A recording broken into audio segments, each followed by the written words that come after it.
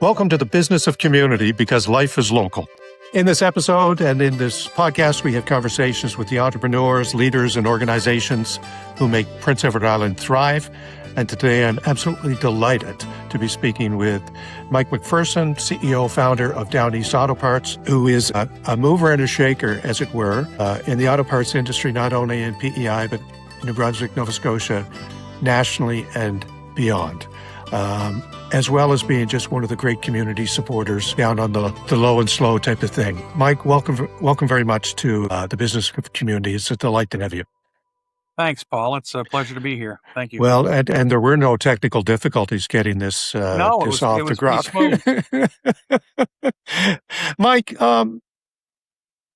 tell me about your origin story in terms of how you decided to get into the auto parts industry, and what made you motivated to continue. Well, I basically get into the auto parts industry just because I needed a job. I started in January 2nd, 2000. Just needed a job. Was that with the Garney McIntyre? Is that who you started with? No, I started with Clint McLean. Oh, of course. At General Auto Supplies in Montague. Clint owned it. McNeil's has it now. Great people to work for. They were fantastic. But yeah, I get into it and I hated it. It was just a rotten job for me. I didn't like it. How old were you, Mike? I think I was 23. Okay. Maybe 23, 20. I think I was 23. Yeah, I was 23. But like I had, I had a baby. No, I didn't have a baby coming then. I wanted to have a baby coming. No. I just needed a job. I was working for the government. It was just a job, just a seasonal operational job. It was just didn't make ends meet. You know what I mean? I want to do something for myself, get a piece of land or buy a house or something. I was living up at my grandparents up in Bellevue and just wanted to do something. So I absolutely hated it, but I'm a numbers guy. So I remember numbers really well. And I had a day where everything was smooth, because in this industry, if garages don't know who you are, they don't want to talk to you because they don't think that you know anything. And rightfully so. Maybe you don't. But once they give you a chance and you prove yourself to them, then they always want to talk to you. So I had one of those days, and just from there, it kind of just snowballed into, it was great. I grew the business drastically, really put my foot on the pedal. It was great. So then I said, are you working behind the counter the whole time, or are you meeting clients? I was basically the head counterman over at the store. I did all the hydraulics. I did built up their marine division. Did a lot with their paint. Just everything. You know what I mean? But there was a situation that occurred where I didn't think that I was appreciated for what I was doing. So I said, you know what? I got to move on. Find some way to move on. I'd like to go on my own. So I found a way to do that. Somebody believed in me and invested in me so I could move forward, and I did. So started Downeast Auto Marine, it was called, back in 2004. Wow. Then wanted to go on my own. So I had an opportunity to buy my partner out and open up a second location in Charlottetown, and I did that in February of 2011. And it was great. But I needed to buy better. I wasn't buying correctly. Being an associate of one of the big guys, which would be Parts Alliance, which would be Vast right now, which is owned by O'Reilly's. So they're the big guys. Anyway, that's who I was an associate with. So I had an opportunity to become a shareholder in Best Buy Distributors. That's a Canadian aftermarket auto parts distribution network. And I went for it. And it was great. The only thing is we didn't have a warehouse in the Maritimes, and we still don't. But I knew by buying right, we could make this work. So we did. So I became a shareholder back in 2011, May. Then we lost a shareholder, one of our biggest shareholders. He had a location in Moncton. And I thought there was an opportunity where we could get into that market. And I went for it. So back in 2022, started my third location over in Moncton. And then just last month, we decided to go to the big city, I guess the Maritimes big city, which would be Dartmouth / Halifax. So a month ago, we opened up our fourth location in Dartmouth. And it's been great. It's been a great journey. It's been absolutely, fantastic. It's really special to be able to make a living at what you like to do. Yeah. And I really love doing what I do. Let's go back to your first 3 months when you knew nothing, but then suddenly clients were coming to you for your expertise and they trusted you. So how did you build that? And how have you built that into how you do business today? Humility is a big word that I like to use. You know what, Paul? You just have to find out what people's needs and wants are, and just deliver that. Just fix them up. Just help them out. So it's not so much selling them something; it's listening to them and reacting, right, by providing a solution. Right. That's what Downeast Auto Parts does. We like to provide a solution to your auto parts needs. So we like to deal with the end users. So the garages, the dealerships, the guys with all the hoists and the techs, and that's who we really like to deal with. And it's a very competitive business, though, Mike. I mean, you mentioned O'Reilly's, right? So. And that's potentially a $10 billion deal, from what I understand. Yeah, and that's just for their automotive division too. So right. It's a huge deal. So that speaks to how competitive your industry is. So how do you maintain your competitive advantage in any market that you go into? Well, you've got to have a good product, and we do. We've got some of the best products in the industry.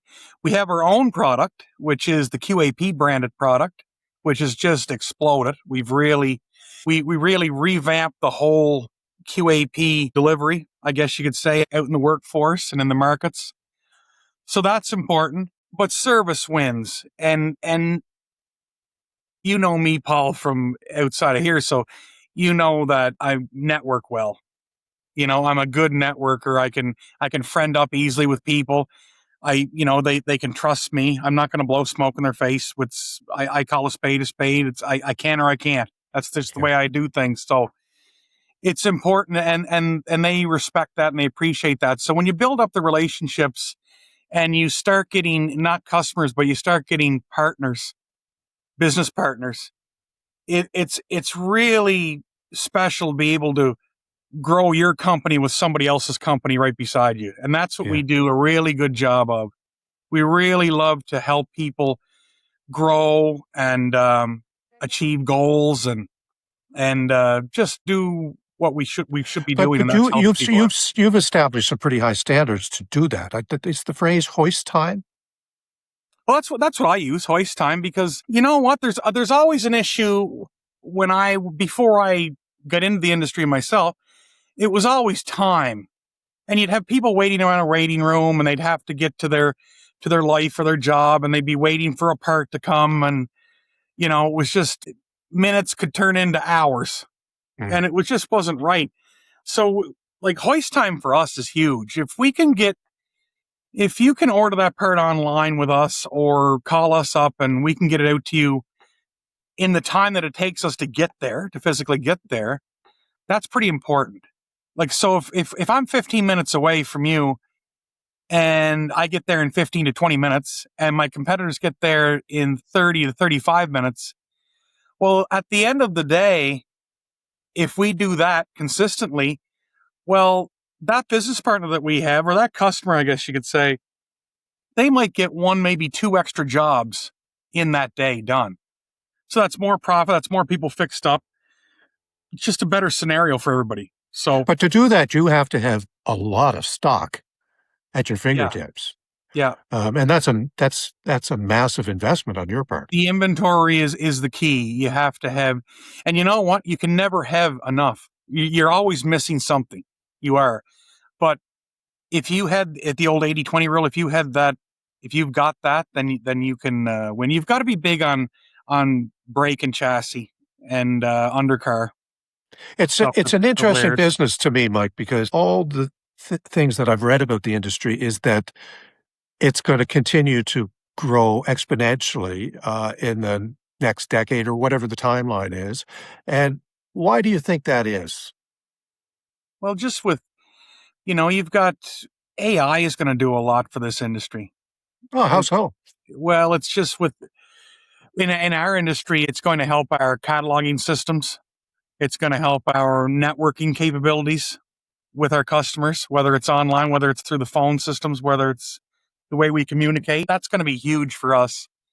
Um, but the longevity of the vehicles now and the engineering to get with them making different vehicles all the time, it never goes away. So it's kind of a little tougher right now to get parts for the 68s and the 70s, those classic Mm. cars. You still get them, but you don't have them readily on your shelf.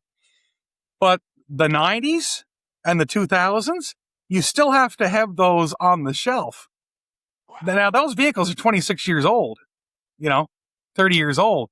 And Yeah. then with the new vehicles coming and changing the changing of the parts, it's just an increase in everything, you know. Mike, I want to talk to you in a little bit about sort of your second life outside of Montague, um, from an industry perspective and your really significant leadership role that you took on earlier this year. But I do want to talk about the importance of community with you because that's sort of what this podcast is all about. There Right. are there are local decision makers in communities. They're fewer than there used to be. Um, and I know firsthand that you were one of the people in our area of the province that will support almost any type of event if you deem it worthy, and you don't look for accolades. You're just there to help the community. And I'm wondering sort of where that comes from and why you don't necessarily seek out the grip and grin picture, as we call it all the time. Well, it's because it's not about myself or down east when it comes to somebody else's event or team or person. People need help. We communities that step up to the plate, I guess you could say, and help each other out. They're always successful. I always think of Belfast. Hmm. I always think of Murray River. I think of Cardigan. I think of Georgetown. All of our local communities around here, they always step up and support each other so greatly. And you never ever want to get away from that. That is Yeah. so critical to us going forward as a society. We can never get away from that. Here in small town Prince Edward Island, it's such a big part of our lives. So You know, I don't need recognition if I help somebody out or donate this or do that. That's not what it's about. It's about that.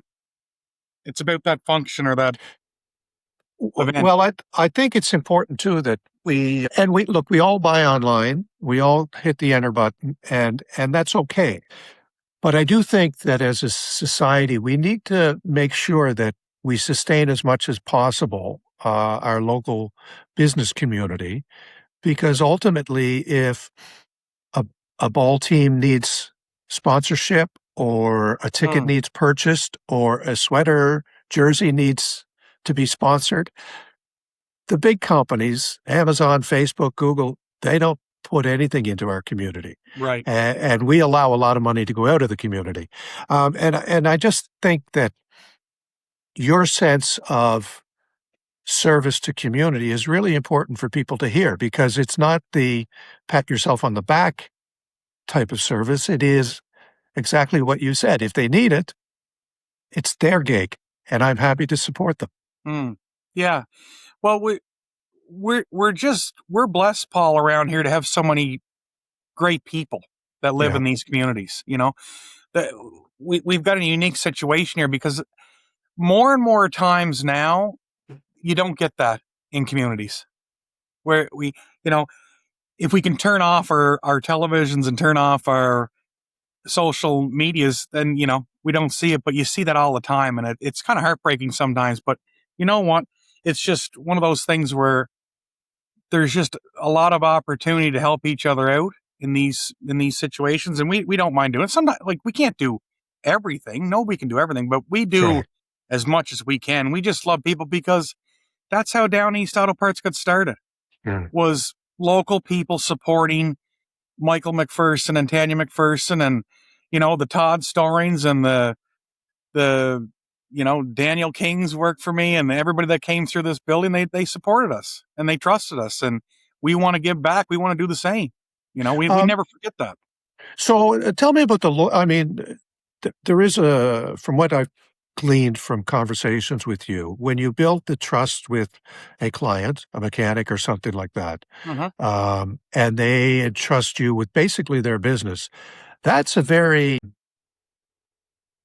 it's a really priceless type of bond that you've created with a local business. But how do you ensure that, staffing is something that every business has to deal with nowadays, and it's sort of not as easy as it used to be in terms of finding the right person for the right fit to do the job. But you seem to be able to attract really good employees and retain them. Yeah, we've been fortunate. We've got a super team, phenomenal team, really. We do. But it's our industry. That is our biggest concern, is people getting into our industry. Hmm. And that's right across North America. We're in a gray area right now in the automotive. We have to invest into our future.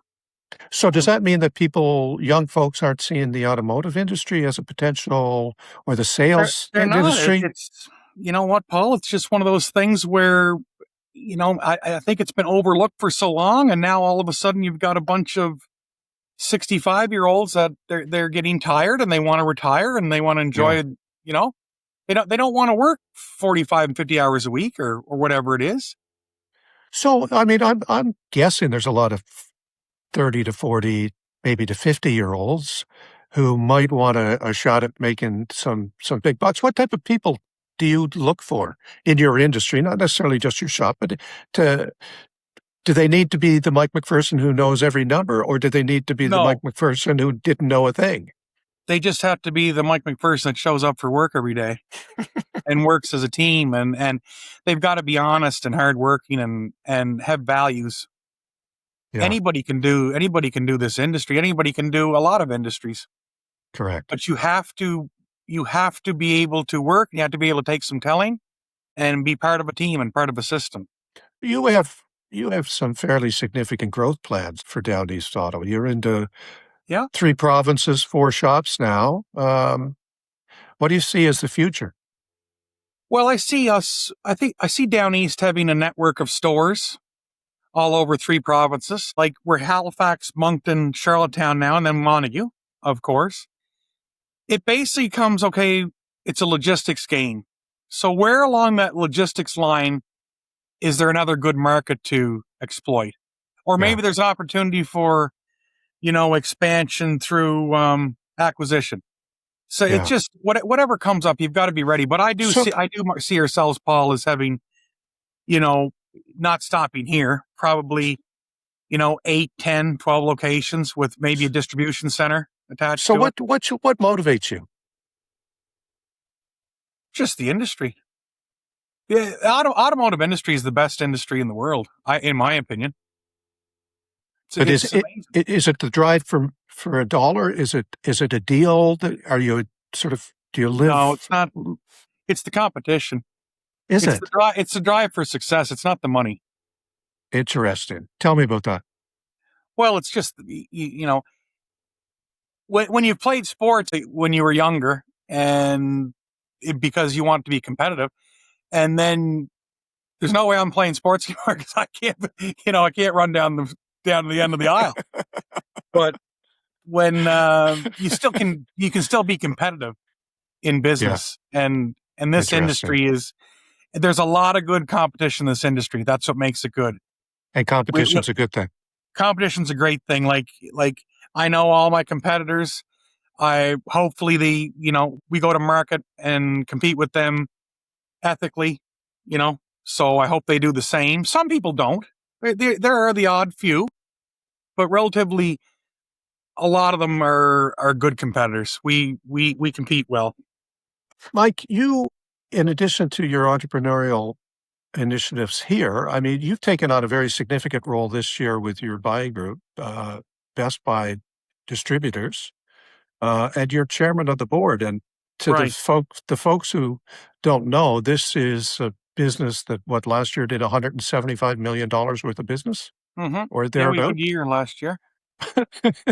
But the point is, I'm always love when you run into Islanders who do extraordinary things, and it completely flies under the radar. I mean, this is a big deal, and yet you're not really you don't really trumpet it. But what does it No, mean? What does it mean to be? You're clearly PEI's first chairperson of this group. of this group, yeah, for sure. It's just something that came about, Paul. I vice chaired Best Buy for the last 2 years. Had really good leadership in our last chairman, Doug Wilson from Fat Guys Auto Parts out in Thunder Bay and Winnipeg. So yeah, we've got a really strong president. We've got a really strong management team up at the DC. Nick Brunet, he's fantastic.